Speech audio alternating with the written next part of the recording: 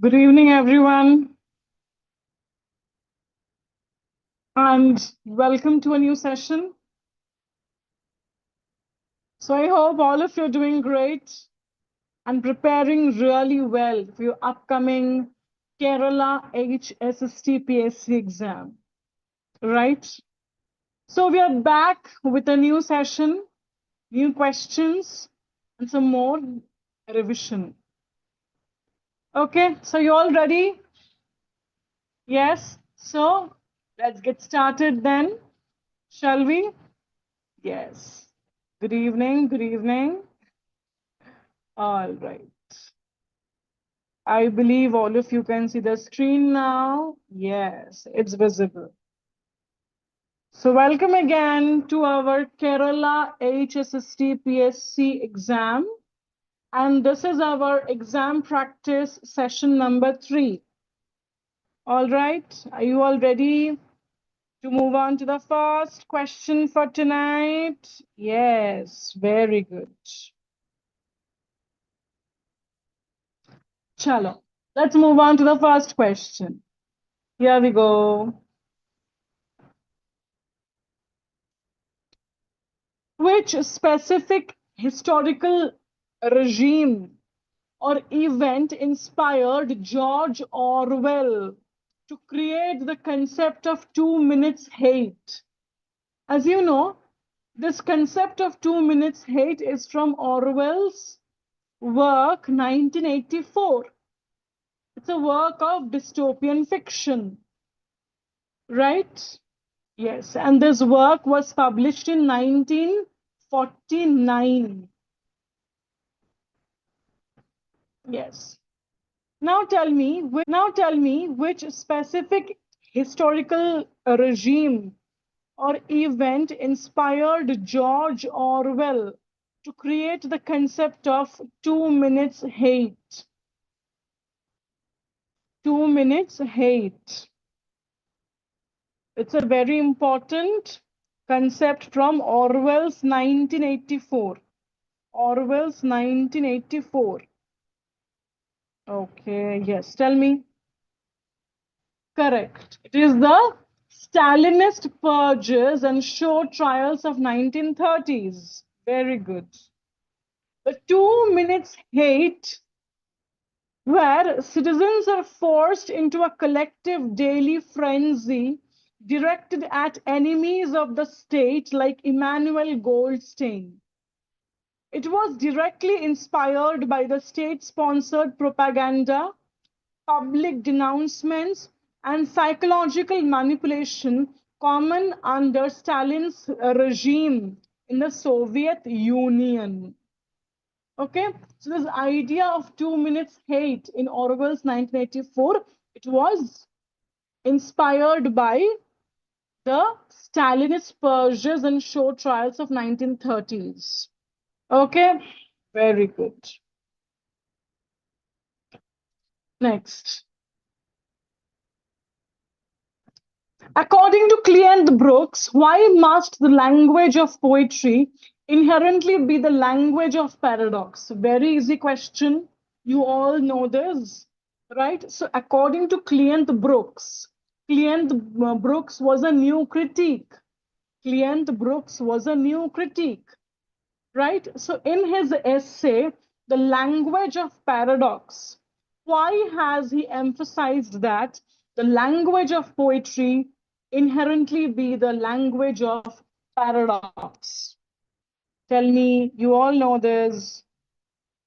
Yes, because a referential language is inadequate to represent the specific complex messages a poet wishes to convey, and hence the need for paradox, in poetry, because a referential language is inadequate to represent the specific complex messages poet wishes to convey. Very good, very good. Next. In Act 1 of G.B. Shaw's Pygmalion, Remember Pygmalion? Pygmalion is a problem play by G.B. Shaw. Pygmalion is a problem play by G.B. Shaw. It was first performed in 1912. It was first performed in 1912, right? So in Act 1 of G.B. Shaw's Pygmalion, what specific professional credential does Colonel Pickering claim to possess when he meets Professor Higgins at Covent Garden?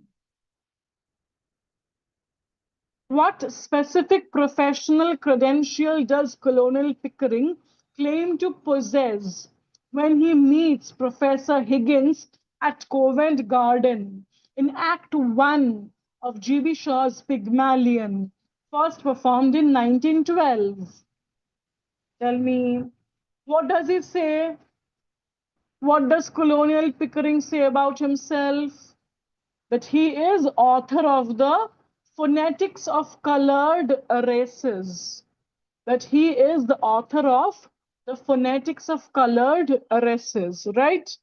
When Pickering and Higgins first meet, they bond over linguistics.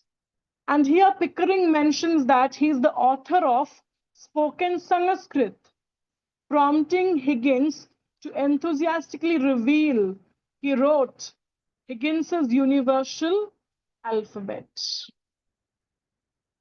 Ayyo, did I mark the answer wrong?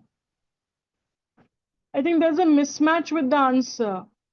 I marked it bold by mistake. It is author of Pickering's universal alphabet. Okay, I marked it wrong by mistake. Okay, really sorry. That's why I was thinking something is off here. Okay, I'm really sorry. I made it bold by mistake. Okay. Yes. Really sorry. Okay, next. Which three possible solutions to the problem of untouchability are explicitly presented to Bakha through the speeches of the three figures he encounters at the end of the novel? There is Charat Singh, Mahatma Gandhi, and the poet or the missionary called Iqbal. Iqbal, right? Tell me, which three possible solutions to the problem of untouchability are explicitly presented to Bakha through the speeches of Charat Singh, Mahatma Gandhi, and the poet Iqbal? And the poet Iqbal. Tell me, which possible solutions to untouchability?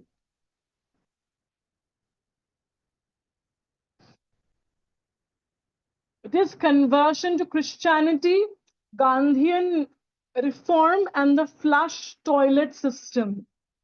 In the final chapter of Mulk Raj Anand's Untouchable, published in 1935, Bakha contemplates the three solutions offered to his plight. First is the introduction of the flush system, which Bakha believes is the machine that will liberate him. Second, the Gandhian vision of spiritual equality and social reform. And thirdly, the message of the Christian missionary who tries to convert him. So, these are the three possible solutions offered to Bakha as an end to his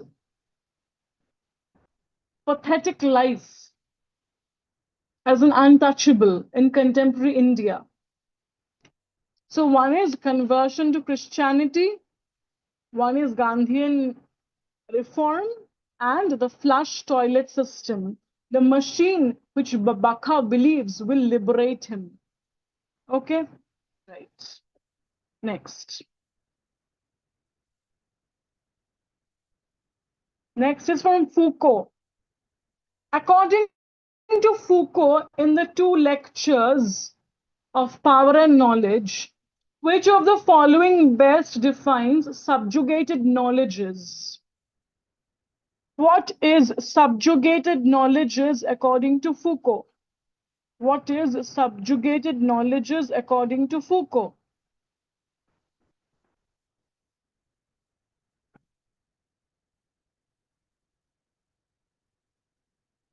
It is both A and B. Erudite historical contents that have been buried or masked beneath functional coherences and formal systematizations, and low-ranking disqualified knowledges that were deemed inadequate and insufficiently elaborated for scientific status, both A and B. Okay? So Foucault defines subjugated knowledges in the first lecture as a block of historical contents that have been buried and a block of disqualified localized knowledge that lacked the scientific seal of approval. He contrasts this with the Marxist concept of ideology, focusing instead on suppressed knowledges. So for him, what is subjugated knowledges? Both historical, erudite contents that have been buried beneath functional coherences, and also disqualified localized knowledge that lacked the scientific seal of approval. These are subjugated knowledges, knowledges which have been buried, and also knowledges which lacked the scientific seal of approval. These are subjugated knowledges according to Foucault. All right, clear? Very good. Please look up these things, okay, if you don't know this already. In the poem Sunday Morning, Wallace Stevens writes that death is the mother of beauty. Hence, from her alone shall come fulfillment to our dreams. What philosophical stance do these lines present? That death is the mother of beauty. Hence, from her alone shall come fulfillment to our dreams. What do these lines mean to you?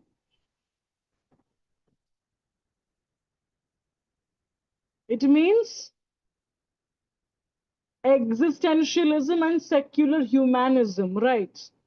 These lines are central to the poem's existentialist theme. Wallace Stevens argues that human life and beauty are precious and meaningful precisely because they are finite and will come to an end. So Stevens argues that human life and beauty are precious. And why are they precious? Because they will come to an end one day. That's what makes it precious. So death is the mother of beauty. And from death only one can actually extract true fulfillment. And that's the beauty of human life, is that it will end one day. Right. So we have already started our West Bengal assistant professor interview workshop. If you want, you can join us, right? And here is the schedule that we will be following. All right. Okay. Next. In the context of the socio-historical background of Oliver Twist, which specific legislation does the novel heavily satirize through its grim portrayal of the workhouse system? Very important question, tell me. Let me see what you all are saying in the chat box. Yes, all of you have been answering correctly. That's great. But no one has liked the session. Why? Not even a single like is there. That's sad.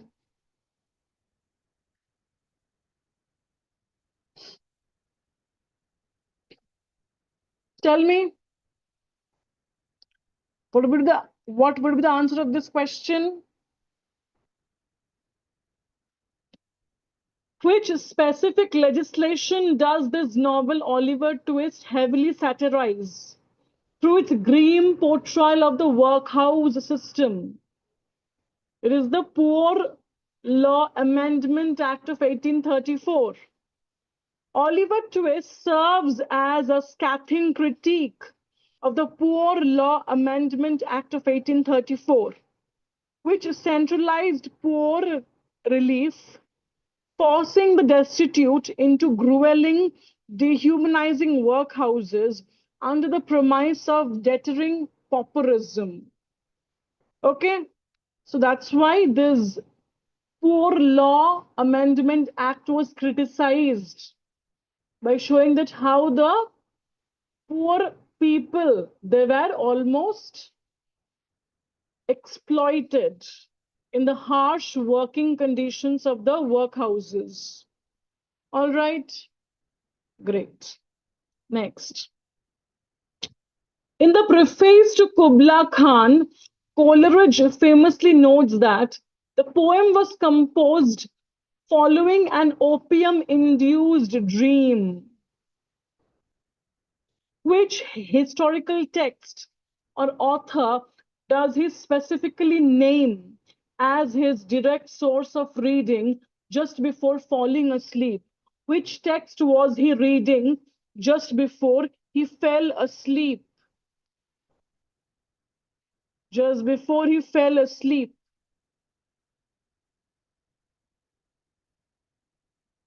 Which text was he reading just before he fell asleep? Yes, correct. It is Samuel Purchas his pilgrimage, or Purchas his pilgrim. That's the original title. Samuel Purchas his pilgrim. Option B is the correct answer. Right. Right. Okay. Next. In the epistolary framework of the novel The White Tiger by Aravind Adiga, published in 2008, Balram Halwai writes his nightly letters to which specific Chinese official, whose country he claims is known for producing great entrepreneurs. Tell me, he writes his letters to whom? Balram Halwai is writing his letters to which Chinese official? Tell me. Let me have some water. Yes, it is from. This question is from which text? The White Tiger by Aravind Adiga, published in 2008. It also got the Booker Prize, right? Yes.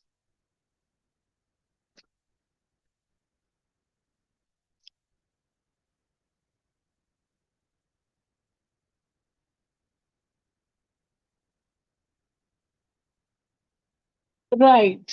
He writes his letters to Premier Wen.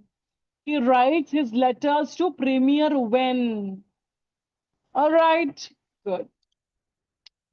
Why did Adorno and Horkheimer specifically prefer the term culture industry over mass culture in their writings? It's an interesting question.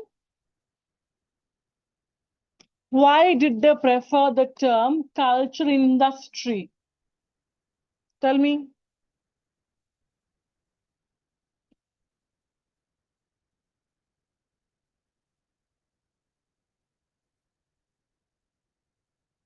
Say, it is to intentionally exclude the interpretation that it is a form of contemporary popular art arising from the masses. That's why mass culture was not used. And hence the preferred culture industry to intentionally exclude the interpretation that it is a form of contemporary popular art arising from the masses.